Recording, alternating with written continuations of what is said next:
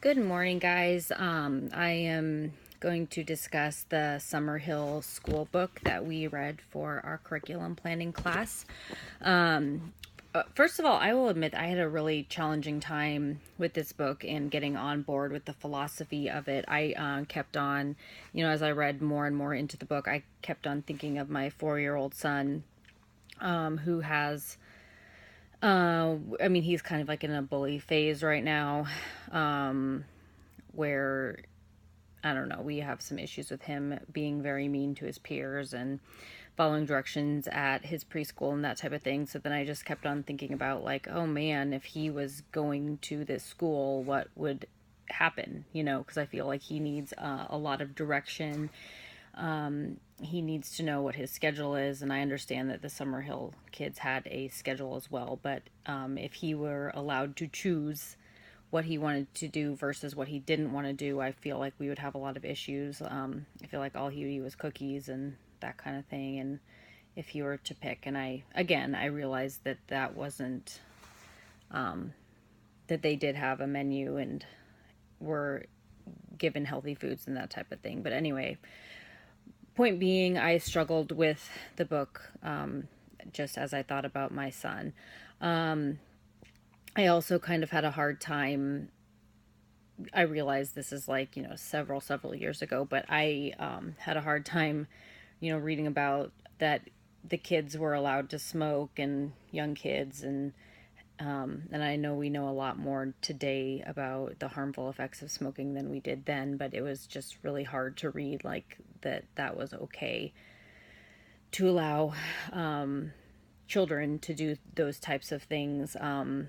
The cussing part was hard, just I just kind of feel like it's a social skill, uh,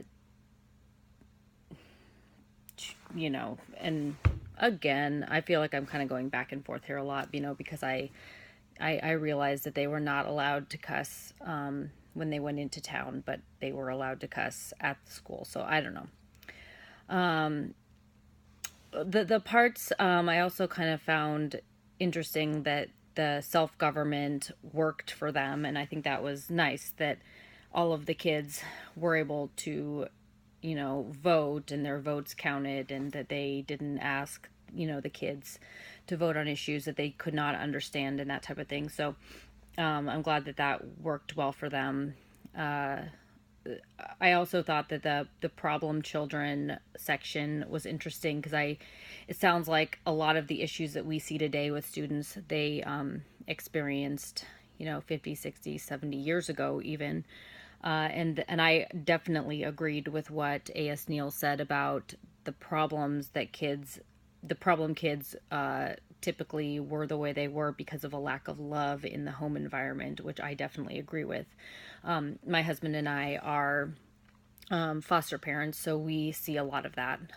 So that's definitely something that I agree with on that front. He said, he did not want the problem kids there, and he just wanted to get rid of them because he didn't want them, like, one child to or to make the experience of 20 other kids bad, which, in a perfect world, okay. But that's not our reality as public teachers, public high or public school teachers. We need to try to reach each and every student, regardless of the issues that they are dealing with, or what we personally feel about them. It's still our job to take care of them, in addition to the rest of the students, to the best of our ability. That being said, the public school is not always the best placement for children. And I am a special education teacher, so I understand that, maybe more so than others. And there are different placements for kids.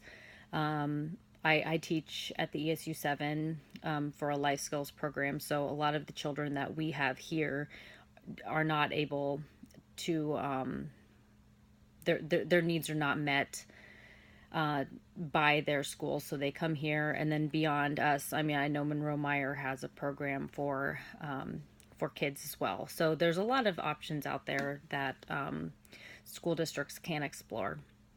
So I will end with saying that I did not, I wasn't able to really fully jump on board with the whole Summerhill School. However, I did like that we were given the book so that we were able to think about different ways of doing things, because clearly our education system does have a lot of problems. But I don't know. I'm not positive this would be a great fit for a child like my son. So that's where I'm coming from. Okay, I hope you guys all are having a great day. Hope you guys like our closet here. I we Anyway, I can't get any work done in my classroom, so I come in here when I need some quiet workspace. So anyway, okay, thank you. Bye.